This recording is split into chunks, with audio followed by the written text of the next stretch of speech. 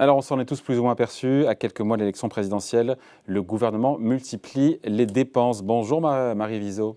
Bonjour David, bonjour à tous. Pour le Figaro, alors pas un jour ne passe sans qu'on assiste à de nouvelles promesses d'investissement. Certains qualifient ça de feu roulant. Est-ce que c'est vrai, vraiment, le carnet de chèques, il est ouvert ou c'est pas un mauvais procès qu'on fait au président? Parce qu'on nous avait dit que le quoi qu'il en coûte, c'était fini. Certains diront qu'on est un petit peu en saison 2. On est un petit peu en saison 2, on est surtout un petit peu en début de campagne pour la présidentielle. Donc oui, le président il sort le carnet de chèques comme l'ont fait tous ses prédécesseurs avant lui, d'ailleurs en période de campagne. On est maintenant à 8 mois de l'élection. Donc oui, depuis un gros mois, pour schématiser, oui, on fait des chèques aux populations qu'on croise, on choisit un peu tout le monde. Alors on en reparlera, les policiers, les indépendants, les agriculteurs. À chaque fois, on leur promet monts et merveilles en dizaines, centaines de millions d'euros, voire quelques milliards. Et voilà, encore une fois, c'est quelque chose d'assez classique dans ces périodes-là. Qui n'a pas toujours porté ses fruits, d'ailleurs, historiquement. Qui n'a Au pas toujours président porté sortant. ses fruits historiquement, notamment si vous parlez D'un point de des vue deux derniers. politique. Voilà, exactement. Quelles sont ces dépenses nouvelles qui se sont empilées? C'est vrai qu'on en a évoqué certaines ici, mais c'est vrai qu'il y en a beaucoup. Il y a le chèque énergie exceptionnel de 100 euros pour quasiment 6 millions de Français. Ça fait 600 millions d'euros si je compte bien. Ouais, tout à fait. On va les lister un peu, mais qu'est-ce qu'il y a d'autre? Il y a les 2 milliards de ma prime rénov'. D'ailleurs, Jean Castex s'en est félicité. Il y a eu le Beauvau de la sécurité, il y a eu le plan. Qu'est-ce qu'il y a eu le plan pour Marseille? Il y a un geste aussi en faveur de la SNCF là, qui est annoncé là, pour les 40 ans du TGV. Un allègement de l'impôt de 200 millions par an pour la SNCF, mais c'est à partir de 2023. Ça, on verra ce qu'on fera le successeur d'Emmanuel Macron ou lui-même s'il est réélu. En fait, tout ça a un peu commencé au début du mois de juillet, quand, c'était le 12 juillet exactement, quand le président de la République a annoncé, vous vous souvenez, la création d'un revenu d'engagement pour les jeunes. Ça devait être le point saillant de la fin du quinquennat. Bon, c'est un dispositif qui pourrait avoisiner les 2 milliards d'euros. Donc, alors c'est en discussion, parce que Bercy voudrait qu'il coûte un petit peu moins, qu'il soit pas universel. Du côté du ministère du Travail, on voudrait qu'il soit un peu plus large. Bon, c'est encore des choses qui sont à l'arbitrage du président de la République, mais c'est effectivement une enveloppe qui est pas loin de 2 milliards d'euros. Le même jour, ce 12 juillet, c'était le lancement officiel du plan d'investissement. Alors là, on parle pour le coup de 30 milliards d'euros sur plusieurs années. Alors, quelques milliards dès l'année prochaine, qu'on va inscrire dans le projet de loi de finances qui est en préparation en ce moment, d'ailleurs qu'on va introduire par amendement du gouvernement, parce que ce plan d'investissement, pareil, est toujours, compte tenu de ses montants. Pardon, je vous coupe Marie, mais ça c'était avant l'été. Moi je vous parle de ces 2 dernières semaines. Il y a Xavier Bertrand qui a dit d'ailleurs, le président là pour le coup, il a fait des chèques pour 5 à 7 milliards en 15 jours. C'est vrai ou pas? Alors, on n'est pas très loin si on considère que c'est des chèques de campagne. Effectivement, il y a eu cette accélération. Et ça, les dépenses, elles ont commencé début juillet, quand même, je tiens à le redire, mais depuis 15 jours, il y a eu Marseille, avec ce plan d'urgence, plus d'1 milliard pour Marseille. Il y a eu le Beauvau de la sécurité, on est à 500 millions. J'essaye de retrouver le 5 à 7, mais on n'est pas très loin. Les agriculteurs qui ont obtenu une assurance récolte pour les risques climatiques, c'est 600 millions d'euros par an. Le plan de soutien aux indépendants, c'est 200 millions.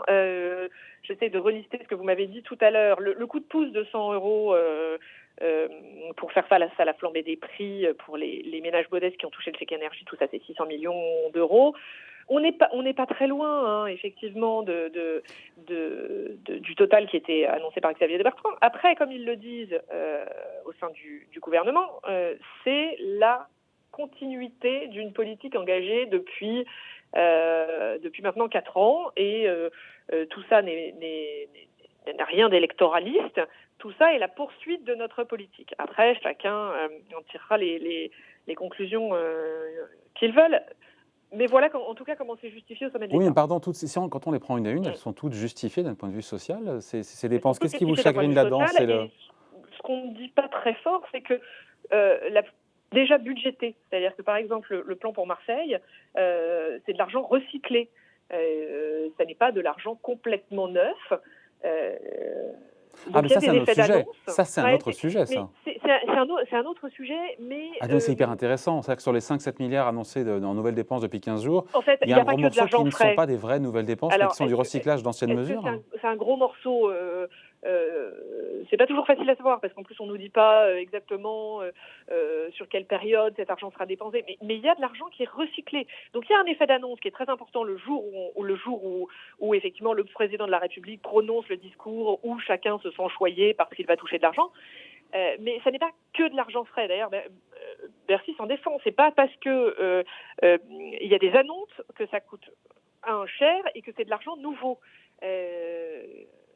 Donc en ça, on se défend du côté de l'exécutif de tout électoralisme. On saura quand la facture finale de ces annonces encore une fois, depuis la rentrée, et parce qu'il y a il y aura le budget 2022, présentation demain en Conseil des ministres. Exactement. Il y a le budget 2022 dans lequel il n'y aura ni le plan d'investissement ni le revenu d'engagement parce qu'ils ne sont pas prêts. Donc ça passe pas très bien, ça d'ailleurs auprès des députés. Ça, on pourra en reparler. Mais le fait d'avoir un budget qui est pas complet, c'est pas très agréable pour eux.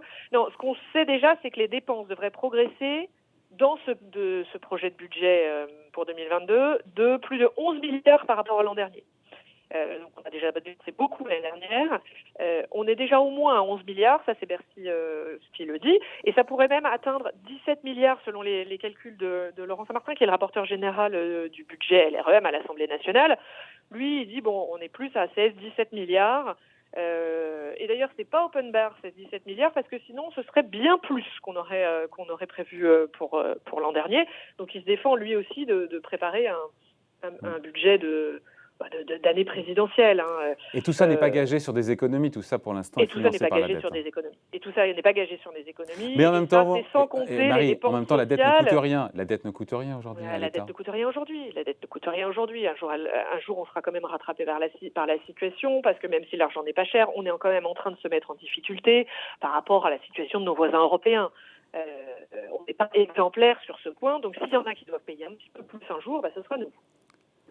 Bon, voilà, en tout cas, vous écoutez, le président ouvre le carnet de chèques en cette période pré-présidentielle. Voilà. Bon, merci en tout cas. Explication signée Marie Viseau, rédactrice en chef adjointe au Figaro. Merci Marie, bonne journée. À bientôt.